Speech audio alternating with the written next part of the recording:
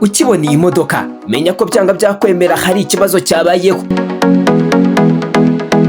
Mu gitondo cyo kuri uyu wa gatatu tariki 10 Kamena 2026 mu karere ka Nyanza mu murenge wa Mukingo akagari ka Gatagara mu muhanda wa Kabulimbo uva Kigali werekeza i Huye harimo umurambo w'umuntu w'igitsina gabo. Abaturage bakavuga ko yari yiciwe muri uwo muhanda wa Kabulimbo. Amakuru ikinyamakuru Umuseke cyamenye, umunyamakuru amaze kuhagera yasanze inzego z'ubugenzacyaha RIB imodoka yaho yamaze kuhagera iri gukora iperereza.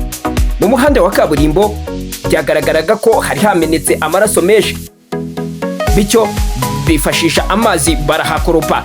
Ibi bigaragara ko uyu mugabo yishwe urupfu rubi cyane. Abaturage bavuga ko mu ijoro ryo kuri uyu wa kabiri tariki 9 Kamena 2026 rishyira ku wa gatatu bumvise induru yavugiraga mu kabari aho mu muhanda. Nuko abaturage barahurura mu masaha ya saa 7 n'igice z'ijoro. Bamaze kuhahurura bahasanze imodoka y'ubugenzacyaha mu muhanda. Iyo yamaze kuhagera, Nditurende Marita ni umukuru w'umudugudu wo muri uwo mudugudu yabwiye ikinyamakuru Umuseke ko saa 7 z'ijoro n'iminota 8 yabonye umuhamagara kuri telefone. Yumva hari n'abandi bari gukomanga iwe ku rugi bamubwira ko mu muhanda hapfiriye umuntu. Uyu mukuru w'umudugudu asobanura ko yahise ahamagara ushinzwe umutekano mu mudugudu akamubwira ko we yamaze kuhagera. Ahasanga n'abashinzwe umutekano bo mu rwego rwa daso nabo baba bamaze kuhagera. Uyu mukuru w'umudugudu avuga ko ushinzwe umutekano mu mudugudu bamutungiye agatoki umaze gukora icyo cyaha, bityo umukuru w'umudugudu amwirukaho barirukaga cyane. Uyu ushinzwa kwica umuntu arahagarara ngo amutere icyuma, ariko umukuru w'umudugudu ntiyacika intege akomeza kumwiruka. Yamufatanyije n'umunyamabanga nshingwabikorwa w'aka kagari birangira bose bamufashe.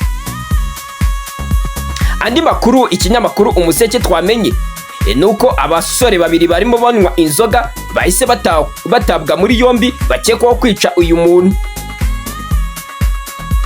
Amakuru dukesha ikinyamakuru Umuseke nuko umwe mu basore barimo banywa inzoga nuri mu kigero cy'imyaka 24 y'amavuko ndetse n'undi uri mu kigero cy'imyaka 18 y'amavuko.